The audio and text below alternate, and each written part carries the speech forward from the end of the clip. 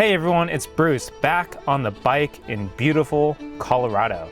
It has been exactly 2 weeks since we finished Unbound Gravel, and my body actually feels pretty good. One of the benefits of all this training I've been doing over the winter is that my fitness has increased so much that I can kind of take on races and challenges at will. But before we do that, let's take care of some business this morning. Luck, man. All right. We're rooting for you. So today we are lining up for Bailey Hundo.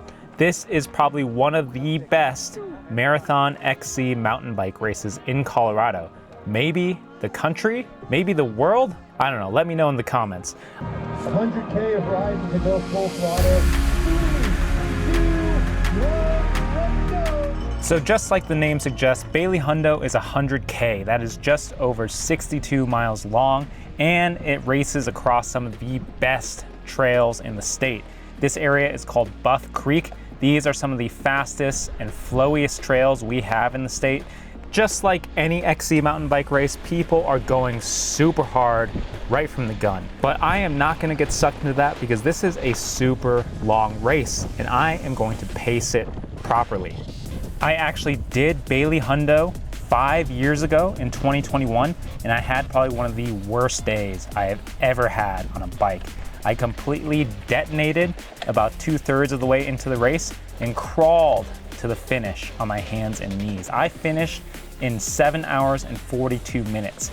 This year, my goal is to beat my younger self. So I'm gonna keep it conservative. I'm gonna keep my powder dry, and that way I can hopefully finish strong.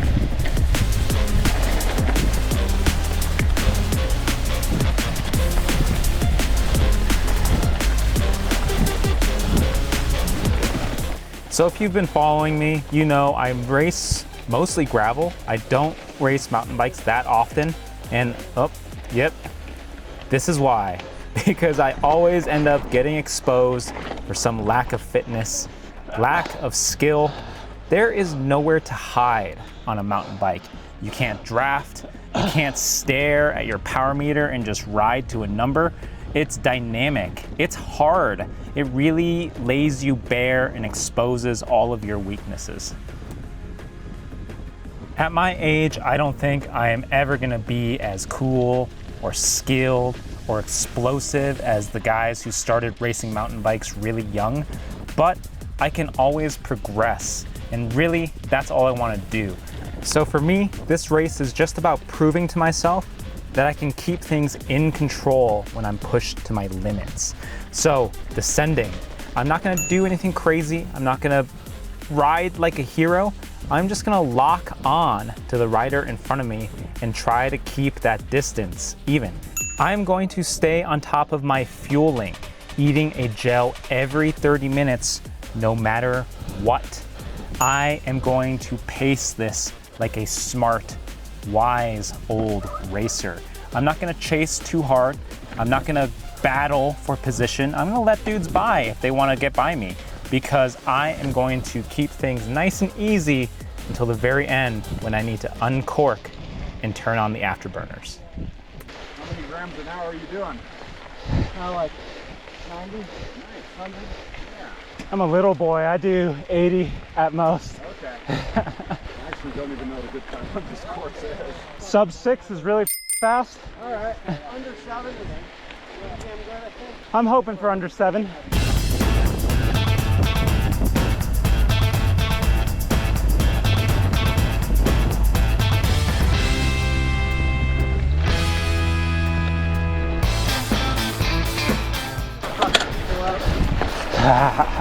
So the trails here in Buff Creek, they're not super rugged. You do see some ruts form, you see some rocks occasionally, but they are pretty fast and flowy. The thing that does make them challenging though is this loose surface. You'll see here we're coming up on a crash. This guy in the blue bibs who's off his bike, remember him because we're gonna see him again. But this surface, it's decomposed granite. It is what a lot of the locals call kitty litter. It's really loose, like someone poured marbles all over the trail.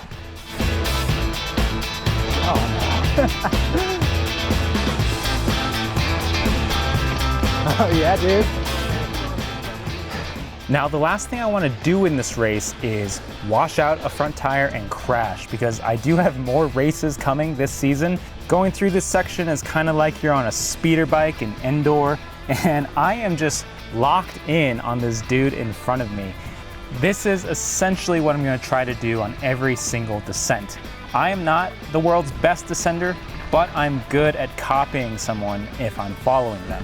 So I'm just going to lock in, become a little heat-seeking missile, and do exactly what the guy in front of me does. And if they, are good, they take good lines, then I'm gonna take good lines. And I'm gonna end up staying safe and upright. Hopefully, fingers crossed.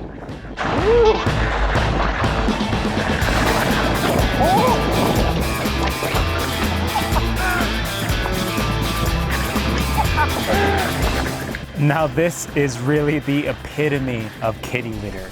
It is like you are surfing through gravel and sand. Good save.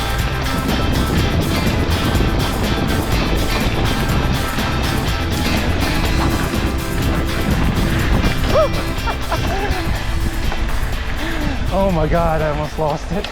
So I came really close to losing the front wheel there, but fortunately kept it upright. Now we are through the first aid station. Sick. We have survived the first hour of racing, which is always the sketchiest hour. Now I'm in 63rd place. It's time to set a good rhythm and pick off some riders. But first, we gotta make it down this descent. Oh, dropper's not down. Shit, okay.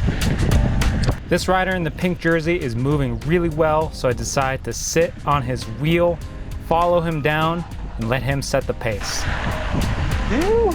After ripping these kitty litter corners, which was super fun, it's time to start climbing. My goal is to like nose breathe this whole climb, so this is about as fast as I'll go. Yeah, dude, let's find a chill spot. I'll swing left here. Get it, dude? Hey, look, it's Blue Bibs. We saw him on the deck earlier in the race, and looks like he's bounced back pretty well, which is pretty cool. Yep. Get it, dude.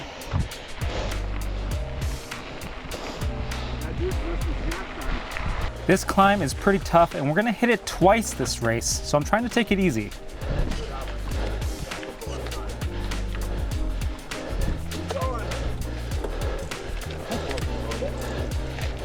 I hung with a pretty nice conga line of riders led by pink jersey here. RPE was maybe 4 or 5, and I'm feeling good. Woo! Good save, good save. Now that was a perfect example of how the kitty litter can bite. After this, we hit a fire road. During these moments, I can stare at my power and hold it between 200 and 250 watts, trying to keep it super steady. I see these two guys who passed us earlier on the climb.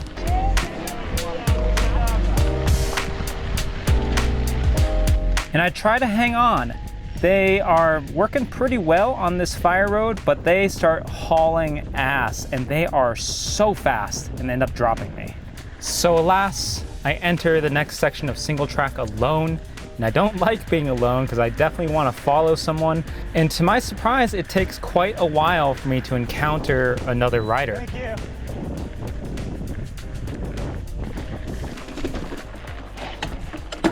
Oh God.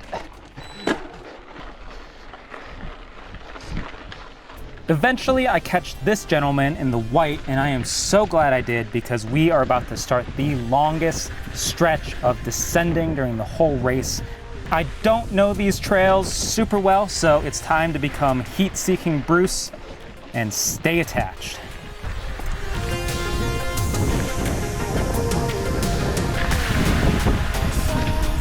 Oh my God. And that is exactly what happens when I lose sight of someone. I don't see the line they take, and I end up nearly dying.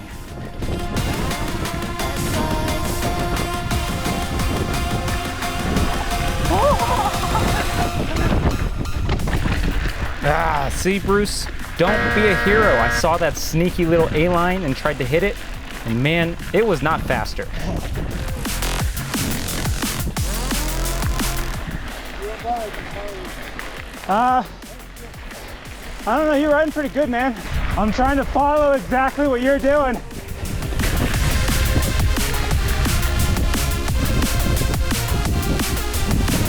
Oh, sick.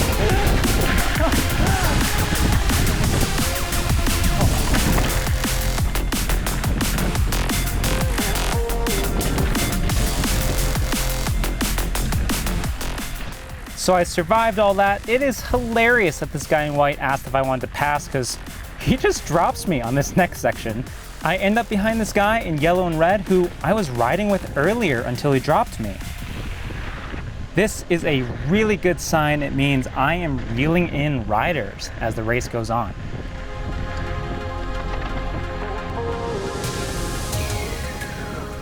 Riding with this guy was pretty awesome because he was pushing really hard.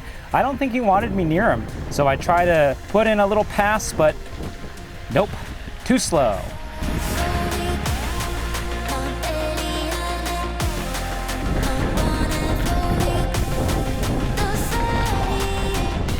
Then finally, after a few minutes of us battling, it's the kitty litter that finally wins. Oh, good save, come on, yeah, you got it. Good.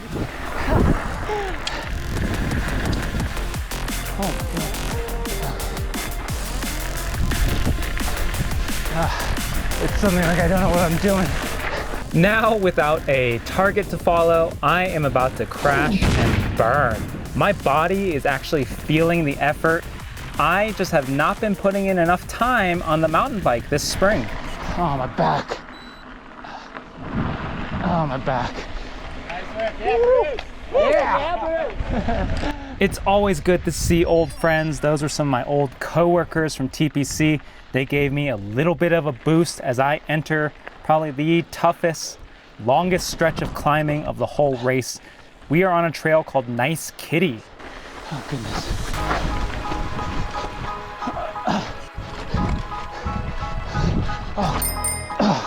Okay. Whoa. Nice Kitty is a mean trail. It's just such a grind for so long. You wanna come by, bro? You wanna come by? You got space? You're good, you're good. Wait a minute. That guy looks familiar. That's Blue Bibs. What is he doing behind me again? Well, I guess if you can climb that fast, you can chill and still pass people. Man, I wish I could climb like that. Okay. Catch your breath and enjoy the view because this section is the only bit of rest you get before the toughest section of the race. Take your time, man. I'm pacing it. All right. Thanks, man. Have a good one. Can I dump my trash? Yeah, just roll it out. Thank you. I am stoked. Over the last 2 hours, I've made up over 10 places, but now we are entering a trail called Little Scraggy. Cool. This is where I detonated back in 2021. Oh! This trail is rocky, it's technical, it's punchy, constantly up and down with a really tough climb at the very end. I completely blew up. I ended up having to get off my bike and walk a lot, and I was so messed up from like heat stroke or whatever I had that I didn't get to enjoy this crazy terrain and scenery. Cool.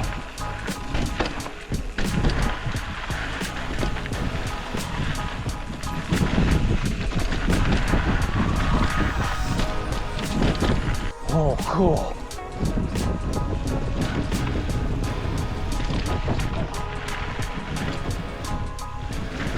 So as I'm picking my way through this trail, enjoying all the crazy rock formations, I am trying to keep my powder dry. I don't want to go too hard because I know how difficult this trail gets.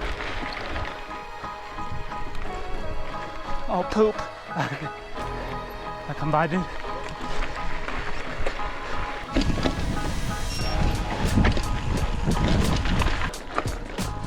Oh my God.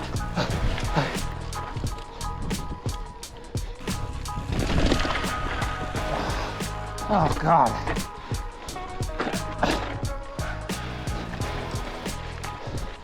So I do pick off a lot of riders in this section, and the thing I'm probably the most proud of is that I never dabbed or got off to walk. Is this rollable? Holy! Oh my goodness!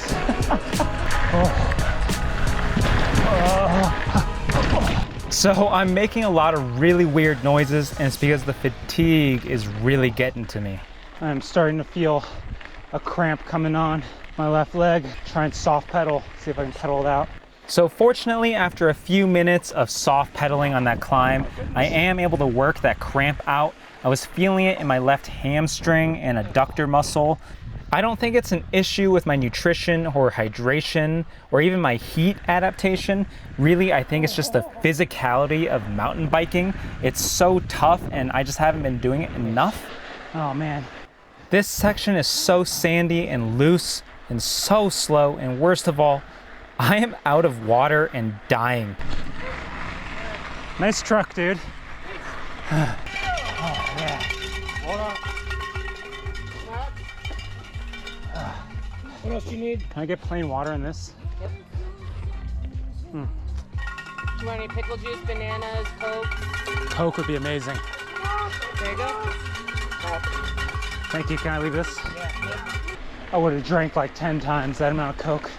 I have made up another 9 positions just in Little Scraggy alone. We are entering the home stretch and I just gotta keep it together. Oh my God.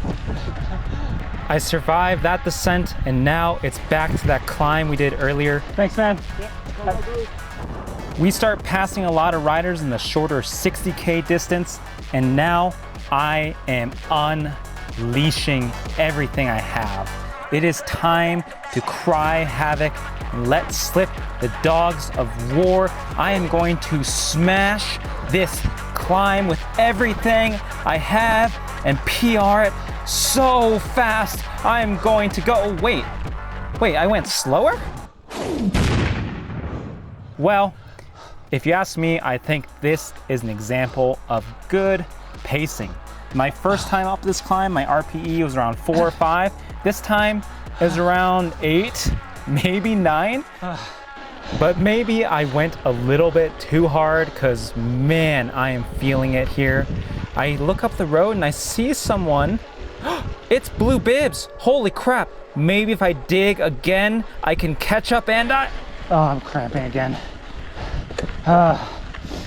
Well, that didn't work out. It would have been nice to nab one more place. I look behind and I don't see anyone else from the 100K distance behind me, so I just need to lock in and make it to the finish. Unfortunately, I do think I ended up pushing it over the edge. That nasty hamstring cramp came back, and this time I couldn't pedal through it. My hamstring is cramping up. Oh, jeez. Okay, maybe if I stand. Oh, God. Sort of. Oh, God. Oh, I'm cramping so bad. Oh, I'm like at the end, too. Okay, just keep it steady. Keep it steady. I ended up losing a lot of time in that last 2 miles, which really sucked. But other than that, I am really happy with my performance. In the end, I ended up shaving over an hour and a half off my previous finish time, which was huge.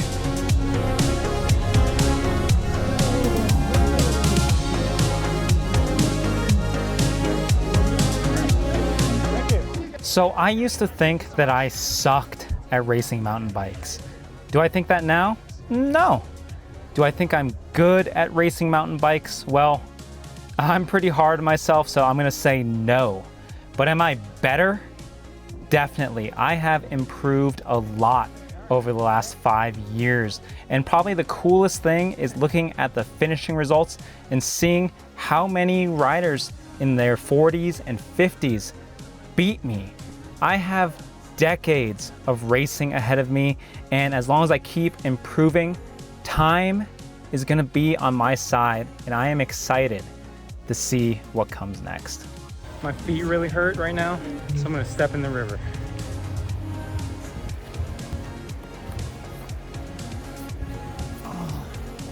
Oh, it's cold. I can still hear people finishing.